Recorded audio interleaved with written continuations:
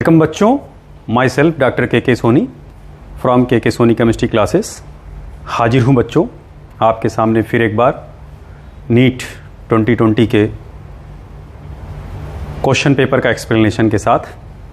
आइए बेटा, बहुत सारे बच्चों ने हमें फ़ोन भी किया कि सर इसका एक्सप्लेनेशन दे दीजिए। हमने कहा बेटा बहुत सारे गुरुओं ने, कोचिंग वालों ने तो एक्सप्लेनेशन दे ही दिया होगा। अच्छा, ज़रूरत क्यों पड़ी? क्योंकि कई सारे इसमें बच्चों ने गलत आंसर टिक कर रखे हैं। अब वो कहाँ से टिक कर रखे हैं हमें नहीं पता। कुछ बच्चों ने बताया सर वो दूसरे बच्चे ने बताया, उस बच्चे को दूसरे किसी ने बताया। तो खैर सभी लोग सही ही करने की कोशिश किए होंगे। तो बच्चे हमारे भी मुंह से सुनना चाह रहे हैं, देखना चाह रहे हैं क्वेश्चन का एक्सप्लेनेशन। तो हम बेटा आप लोगों के साथ हैं और अब क्वेश्चंस की डिस्कशन कर देते हैं। 1 से लेकर के 45 तक सारे क्वेश्चंस केमिस्ट्री के डिस्कस कर लेते हैं हम लोग। वैसे हम फिर एक बार बताना चाह रहे हैं कि पेपर जिस प्रकार से इस साल आया है, इतिहास में इस टाइप का पेपर कभी नहीं आया था। पेपर बहुत ही आसान था, ओरल पेपर था बिल्कुल। अगर बच्चा कुछ भी ना पढ़ के जाता तो भी मैं समझता हूँ सारे सवालों कर ले जाता, अगर वो साल भर पढ़ा है तो। और इधर 10 दिन 15 दिन कुछ ना पढ़ता तब भी वो सवाल सॉल्व कर ले जाता, क्योंकि बेहद आसान आया था पेपर। अब पेपर हम आसान इसलिए कह रहे हैं क्योंकि हमारे बच्चे मोस्टली ज़्यादातर सवाल उसके सही ही करके आए हैं। ज़्यादातर बच्चे कोई 42 क्वेश्चन, कोई 43 क्वेश्चन, कोई 44 क्वेश्चंस, कुछ बच्चे तो 45 क्वेश्चन करके आए हैं। लेकिन केमिस्ट्री के ही सिर्फ सारे सवाल कर लेने से सिलेक्शन नहीं हो जाता। सिलेक्शन जो डिपेंड करता है बेटा वो बायोलॉजी और फिजिक्स पर भी डिपेंड करता है। और मैं समझता हूँ कि बायोलॉजी के भी पेपर आपके अच्छे हुए होंगे और फिजिक्स के भी अच्छे हुए होंगे। जाहिर सी बात है, अगर फिजिक्स, केमिस्ट्री और बायोलॉजी सबके पेपर अच्छे हैं तो सिलेक्शन तो होना चाहिए, दिखना चाहिए सिलेक्शन। तो बच्चे तो बता रहे हैं अभी कि सर हम इतने क्वेश्चन करके आए हैं, लेकिन आप एग्जामिनेशन हॉल में क्या करके आए हैं ये तो आप ही जान सकते हैं। हमें तो आप जितना बताएंगे वही तो जानेंगे। हमसे आप जितना कहेंगे कि सर हमने ये क्वेश्चन भी सही कर लिया, ये क्वेश्चन भी सही कर लिया, सर इसका आंसर क्या है, हमने कहा बेटा इसका आंसर ये, हाँ सर बिल्कुल सर हमने तो कर लिया था, यही आंसर सर लगाया है। तो भैया रिजल्ट के पहले तक ईच एंड एवरी बच्चा सिलेक्टेड होता है, और जब रिजल्ट आएगा तो रिजल्ट के बाद पता चलेगा कि कौन कितना सही किया था, कौन कितना गलत किया था। क्योंकि जब रिजल्ट आता है, रिजल्ट के बाद 2-3 दिन मातम रहती है उनके घर में जिनका सिलेक्शन नहीं हुआ रहता है। और ऐसे भी कई किरदार उभर के सामने आते हैं और आपसे आके कहते हैं कि अरे सर जी पेपर तो हमने सही करके आया था, आंसर भी सर हम सही लगा करके आए थे, पता नहीं कहाँ सर गड़बड़ी हो गई, पता नहीं कैसे सर पेपर की चेकिंग हुई। तो मैं समझता हूँ कि ऐसी बातें नहीं करनी चाहिए।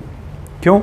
क्योंकि अगर आप सही करके आए हैं तो आपको मार्क्स मिलेंगे, कोई दुश्मनी नहीं है नीट वालों की आपसे बेटा।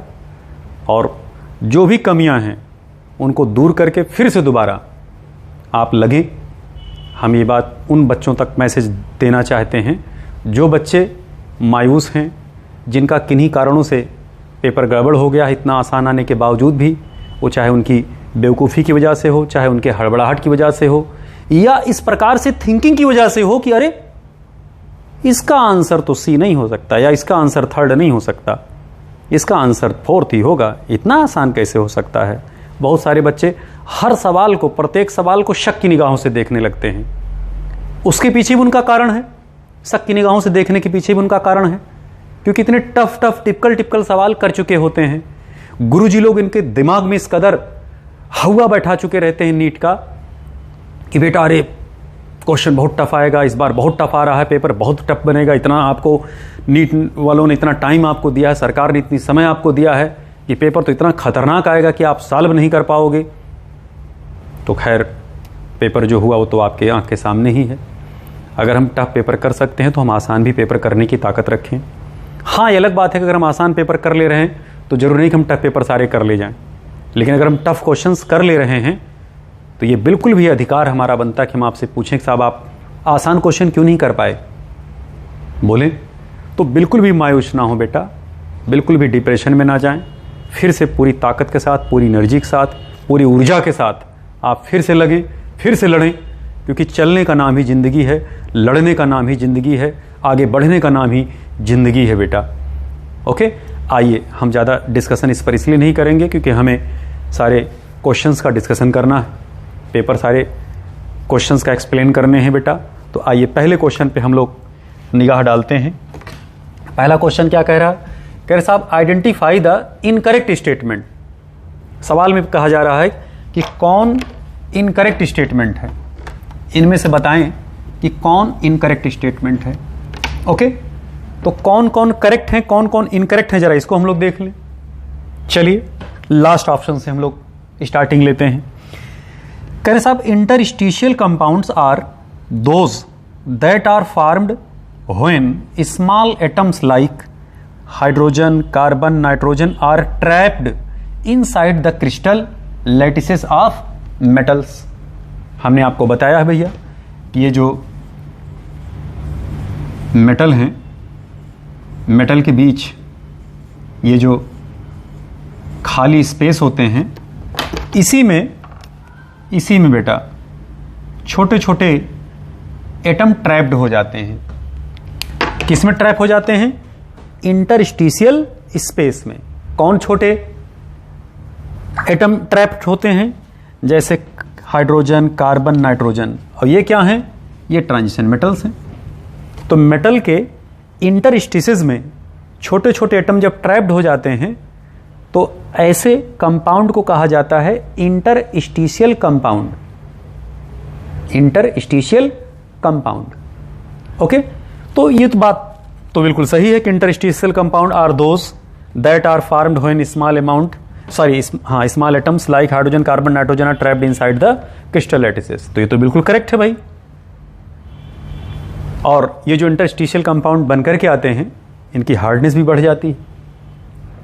ओके, मजबूत और हो जाते हैं, दबते नहीं जल्दी। दूसरा ऑप्शन क्या कह रहे हैं? कह रहे साहब the transition metal and its compound are known for their catalytic activity due to their ability to adopt multiple oxidation number 2 form complexes. कह रहे साहब जो कैटालिटिक एक्टिविटी होती है ट्रांजिशन मेटल की, उनमें मल्टीपल एबिलिटी होती है due to their ability to adopt multiple oxidation number. Multiple oxidation number रखने की टेंडेंसी होती है, यही कारण ये कैटालिटिक एक्टिविटी भी शो करते हैं। इनके सरफेसेस पर सबस्ट्रेट आकर के एडजॉर्ब हो जाती हैं, क्योंकि मेटल सरफेस पर खुली वैलेंसीज होती हैं, और ये कॉम्प्लेक्स कंपाउंड भी बनाते हैं। कॉम्प्लेक्स कंपाउंड ट्रांजिशन मेटल क्यों बनाते हैं, इसका लॉजिक हम आपको जब डी ब्लॉक पढ़ा रहे थे, वीडियो लेक्चर अभी यूट्यूब पे हमारा आपके पढ़ा होगा बेटा, आपके वीडियो लेक्चर हमारे आपके यूट्यूब पे पढ़े होंगे, आप वहाँ देख सकते हैं। बिल्कुल एक्सप्लेन हमने किया इन चीज़ों को, और उतनी ही चर्चा, उतनी बातें की थी जितना एनसीईआरटी में दिया गया। और हम उस समय पढ़ाते समय भी बोले थे बेटा एनसीईआरटी से बाहर आप ना पढ़िएगा इनऑर्गेनिक स्पेशली, हमने उस बात को बताया भी था। खैर वो कहने की ज़रूरत नहीं हो, आप वीडियो लेक्चर हमारा डी ब्लॉक का देख सकते हैं, डी ब्लॉक एफ ब्लॉक का देख सकते हैं, अभी भी यूट्यूब पे पड़ा हुआ है बेटा। क्लियर? तो ये तो बिल्कुल ऑप्शन करेक्ट है भाई, ये फोर्थ भी करेक्ट है, थर्ड भी करेक्ट है। जरा फर्स्ट देख लीजिए करेक्ट है कि इनकरेक्ट है। फर्स्ट में क्या कह रहे हैं भैया? कह रहे हैं chromium +2 D4 is strong reducing agent than iron +2 D6 in water. ये बड़ा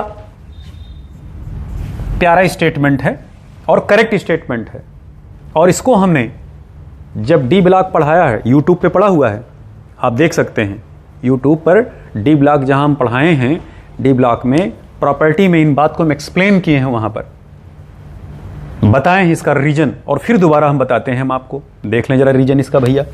यहां कह रहे हैं साहब क्रोमियम +2 है, D4 कॉन्फ़िगरेशन, और आयरन +2 है, D6 कॉन्फ़िगरेशन। याद रखें जब भी कोई आयन या कोई एलिमेंट ऑक्सीडाइजिंग एजेंट की तरह बिहेव करता है तो क्या करता है? बोले सॉरी, अगर रिड्यूसिंग एजेंट की तरह बिहेव करता है तो क्या करता है? इलेक्ट्रॉन का लॉस करता है। भाई यहां देखिए बात रिड्यूसिंग एजेंट की हो रही है, strong reducing agent than iron +2। तो ए भी इलेक्ट्रॉन लॉस करेंगे, ए भी इलेक्ट्रॉन लॉस करेंगे। भाई जो इलेक्ट्रॉन लॉस करे वो रिड्यूसिंग एजेंट, और जो इलेक्ट्रॉन गेन करे वो ऑक्सीडाइजिंग एजेंट। तो जब इलेक्ट्रॉन का लॉस करेगा बेटा तो क्रोमियम +2 किस में कन्वर्ट होगा? क्रोमियम +3 में। और जब क्रोमियम +3 में जाएगा तो कॉन्फ़िगरेशन डी के अंदर इलेक्ट्रॉनों की संख्या कितनी हो जाएगी? 3 होगी, D3। और यहां पर अगर आप आयरन को देखें, आयरन +3 में कन्वर्ट हुआ और यहां क्या हो गया? D5। यहां इलेक्ट्रॉन का लॉस किए, ये देखना इलेक्ट्रॉन लॉस किए, यहां इलेक्ट्रॉन लॉस किए। ओके, अब आयरन +2 आयरन +3 में कन्वर्ट हो रहा है, और सॉरी क्रोमियम +2 क्रोमियम +3 में कन्वर्ट हो रहा है, और आयरन +2 आयरन +3 में कन्वर्ट हो रहा है, यानी फेरस फेरिक में जा रहा है। ऐसे क्रोमस क्रोमिक में जा रहे हैं। बात स्पष्ट हुआ? अब जरा ध्यान दें, जो आयन या एलिमेंट या स्पीसीज जितना जल्दी इलेक्ट्रॉन लॉस करेगा, यानी जितना जल्दी वो ऑक्सीडाइज्ड होगा, उसकी रिड्यूसिंग पावर उतनी ही ज्यादा होगी। अब इन दोनों में कौन जल्दी आगे जाएगा? प्रोडक्ट साइड में जिस आयन की स्टेबिलिटी ज्यादा होगी। अब सवाल उठता है कि भाई क्रोमियम +3 की स्टेबिलिटी ज्यादा है कि आयरन +3 की स्टेबिलिटी ज्यादा है? तो डिपेंड करता है कि जो इन कॉन्फ़िगरेशन ये एक्वायर किए हैं उनमें किस कॉन्फ़िगरेशन की स्टेबिलिटी ज्यादा होगी। तो आप यही जान लें कि इन एक्वस मीडियम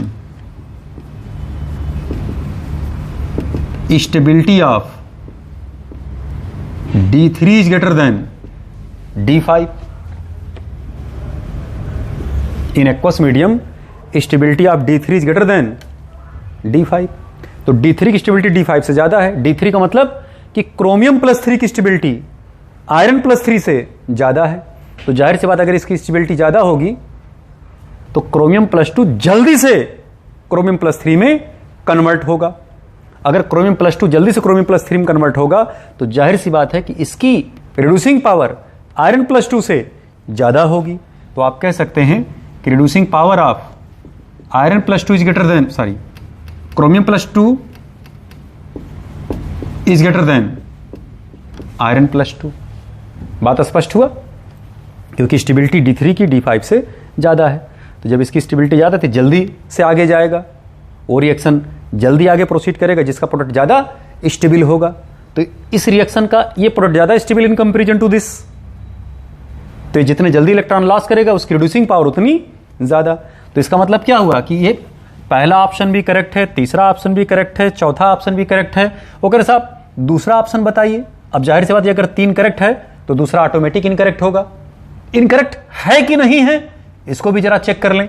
आप यहां देखें, क्रोमियम +2 में आयरन का ऑक्सीडेशन, सॉरी क्रोमियम का ऑक्सीडेशन नंबर कितना होगा? +6। यहीं पर अगर आप डाइक्रोमेट आयन में देखें तो क्रोमियम का ऑक्सीडेशन नंबर कितना होगा? +6। ये तो आप निकाल ही ले जाएंगे भाई ऑक्सीडेशन नंबर। ये देखना, क्रोमियम को मान लें आप X, ऑक्सीजन का -2 × 4 = -2, तो X = कितना हो जाएगा? +6। तो +6 ऑक्सीडेशन नंबर यहां पर भी है क्रोमियम का क्रोमेट आयन में, और +6 ऑक्सीडेशन नंबर यहां पर भी है क्रोमियम का डाइक्रोमेट आयन में। तो दोनों में क्रोमियम का ऑक्सीडेशन नंबर सेम है, जबकि इसमें क्या कहा जा रहा है? The oxidation state of chromium in chromate and dichromate are not same. और उसमें कह रहा है बताओ कौन स्टेटमेंट इनकरेक्ट है। तो एकदम साफ नंगी आंखों से दिख रहा है कि साहब सेकंड ऑप्शन जो है इसमें इनकरेक्ट है। ओके, आइए भैया जरा अगले क्वेश्चन को देखते हैं हम लोग। आइए सेकंड क्वेश्चन पे कह रहे हैं which of the following alkane can not be made in good yield. Good yield का मतलब क्या हुआ कि बनाया तो जा सकता है लेकिन बहुत अच्छा उत्पादन नहीं किया जाएगा या नहीं किया जा सकता। किस रिएक्शन के द्वारा? वुड्स रिएक्शन के द्वारा। ओके, पहली बात तो आप ये जान लें, बताया गया है आपको अच्छी तरह से और आप जानते भी होंगे कि वुड्स रिएक्शन में सिमेट्रिकल एल्केन या कह सकते हैं कि इवन नंबर ऑफ कार्बन के एल्केन का प्रोडक्शन ज़्यादा इजी होता है और यील्ड उसका ज़्यादा मिलता है, मोर बेनिफिशियल होता है। जबकि ऑड नंबर वाले एल्केन या कह सकते हैं अनसिमेट्रिकल एल्केन जनरली इससे नहीं बनाए जाते। अगर बनाया जाएगा तो प्योर फॉर्म में हमें प्राप्त नहीं हो सकता। तो अगर इसी कॉन्सेप्ट को हम ध्यान में रख करके चलें तो हम बिल्कुल इस सवाल को सॉल्व कर सकते हैं। अब आप ऐसे देखें, ब्यूटेन 4 कार्बन मतलब सिमेट्रिकल, 2,3 डाइमेथिल ब्यूटेन ये भी सिमेट्रिकल एल्केन है, हेक्सेन ये भी सिमेट्रिकल एल्केन है, और एनहेप्टेन 7 कार्बन का 7 कार्बन का, क्या ये सिमेट्रिकल एल्केन है? इवन नंबर ऑफ एल्केन है? नहीं साहब। तो कह रहे साहब कौन गुड यील्ड में नहीं प्राप्त किया जा सकता? तो आंसर हो गया 4। सवाल सॉल्व। लेकिन हम थोड़ा सा देख लें, चीजों को समझ लें कि एन ब्यूटेन कैसे बना होगा। अरे भाई CH3 CH2Cl 2 मोल इसके आप ले लें, सोडियम की उपस्थिति में रिएक्शन कराएं और सोडियम को किस में रखना है? ड्राई ईथर में। मॉइस्ट ईथर नहीं होना चाहिए, क्योंकि अगर मॉइस्ट ईथर होगा तो सोडियम की एक्टिविटी खत्म हो जाएगी। क्यों? क्योंकि वो मॉइस्ट से पानी से रिएक्शन करके NaOH बनाएगा और NaOH तुरंत इसको हाइड्रोलाइज कर देगा। यहाँ हम सोडियम नहीं लिख रहे, सोडियम ऑलरेडी यहाँ लिख चुके हैं, इसलिए यहाँ सोडियम नहीं लिखे, खाली बस यहाँ लिख दे रहे हैं ड्राई ईथर। वो तो जब हम यहाँ सोडियम ना लिखते तब यहाँ लिख सकते थे सोडियम ड्राई ईथर। ओके, अगर आप मॉइस्ट ईथर लेकर के चलते तभी अल्कोहल बनाता, तब 2 मोल एथिल अल्कोहल प्राप्त होता। फिलहाल यहाँ उड्ज रिएक्शन कराया जा रहा है। उड्ज रिएक्शन की कंडीशन ही होती है ड्राई ईथर का इस्तेमाल। ओके, अब देखना यहाँ से ये टूटा, भाई जब आप यहाँ तोड़ेंगे तो हो सकता है यहाँ क्रिटिकल जनरेट हो, यहाँ क्रिटिकल जनरेट हो। ओके, और ये Cl इनके साथ भागेगा, ये मुक्त मूलक क्रिटिकल आपस में जुड़ जाएंगे।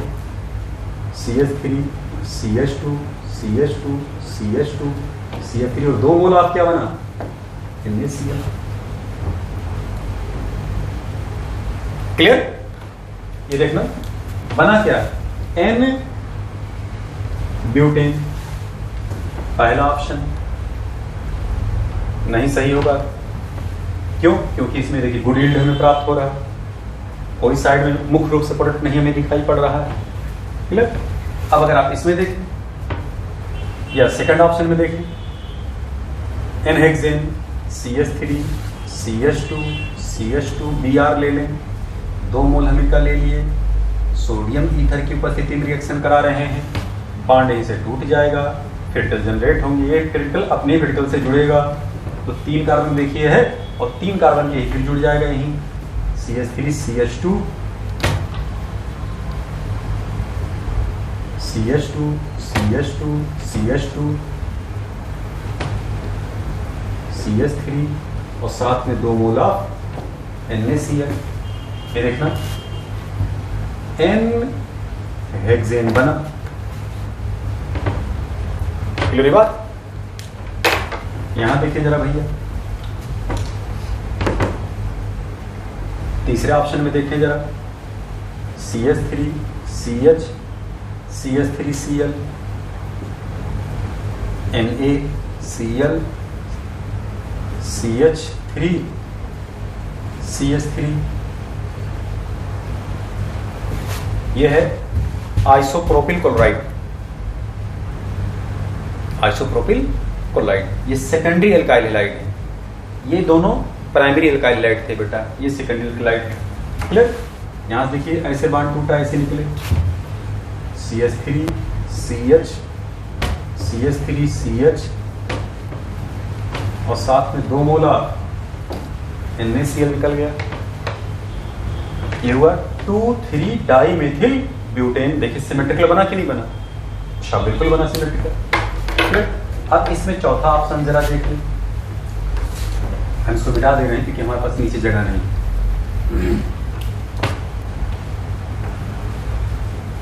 CH3 CH2 CH2 CH2 Br, साथ में 2 mole of Na, Br CH2 CH2 CH3। Clear? अब अगर आप यहां देखिए ध्यान से, 4 कार्बन का ये हैं और 3 कार्बन के ये हैं, तो जैसे हमने आपको ये पढ़ाया नियमतः वैसे ही ये 2 मोल ऑफ Na Br निकल के बाहर आ जाएंगे, और 4 और 3 कितने हुए? 7। CH3 CH2 CH2 CH2 CH2 1 2 3 4 5 1 2 3 4 5 6 CH3, साथ में 2 मोल ऑफ Na Br। तो नियम से देखा जाए तो इसमें ऑड नंबर वाले एल्केन बन तो रहे हैं ना। हम तभी इस बात को करेक्ट नहीं साहब, इसमें ऑड नंबर वाले एल्केन का प्रिपरेशन अच्छी तरह से नहीं होता, गुड यील्ड उसका नहीं प्राप्त होता। इसका मतलब क्या? इसका मतलब पिक्चर कुछ और है, कहानी कुछ और है। समझे कहानी क्या है? एक्चुअल में इसकी जो मैकेनिज्म है तो बेटा ये है, ये देखना भाई, जैसे RX आपने लिया और R' आपने लिया। क्लियर? सोडियम की उपस्थिति में ईथर के प्रेजेंस में बॉन्ड ऐसे से टूटता है, ये फिर से जनरेट हुआ, ये फिर से जनरेट हुआ, बॉन्ड ऐसे टूटता है, ये फिर से जनरेट हुआ, ये फिर से जनरेट हुआ। इसमें होता क्या है, ये और ये इनका एल्काइल इनका एल्काइल, यानी इसको क्रॉस प्रोडक्ट कहा जाता है। R' बनेगा, फिर यही मुक्त मूलक फ्री रेडिकल अपने ही फ्री रेडिकल से जुड़ेगा, R बनाया, और यही मुक्त मूलक अपने ही मुक्त मूलक से जुड़ेगा, R' बनाएगा। तो इसका मतलब क्या होगा कि नियम से अगर इस वाले कंपाउंड में आप देखें तो 1 2 3 4 C4 H9 Br, 2 mole of Na Br C3H7। तो अब देखना, ये एल्काइल अलग हो गया, ये एल्काइल अलग हो गए। ये देखना, तो पहले तो एक प्रोडक्ट ये बनेगा C4H9 C3H7, ये हुआ हेप्टेन, और साथ में क्या बन रहा होगा? ऑक्टेन। और ये जब आपस में जुड़ेंगे तो क्या बना रहा होगा? हेक्सेन। तो जरा आप खुद बताइए कि इस रिएक्शन में क्या ये मुख्य प्रोडक्ट है, मेन प्रोडक्ट है? नहीं साहब, इस प्रोडक्ट के साथ में देखिए 2 और साइड प्रोडक्ट बन रहे हैं। लेकिन अगर आप इस वाले कंपाउंड को देखें, नीचे वाले को, या इस नीचे वाले को अगर आप देखें ध्यान से, अगर आप देखें, ये देखें, दोनों जब एक ही टाइप के एल्काइल लिए जाएंगे बेटा, तो देखना यहां से बांड टूटा, यहां से बांड टूटा, ये दोनों आपस में जुड़े।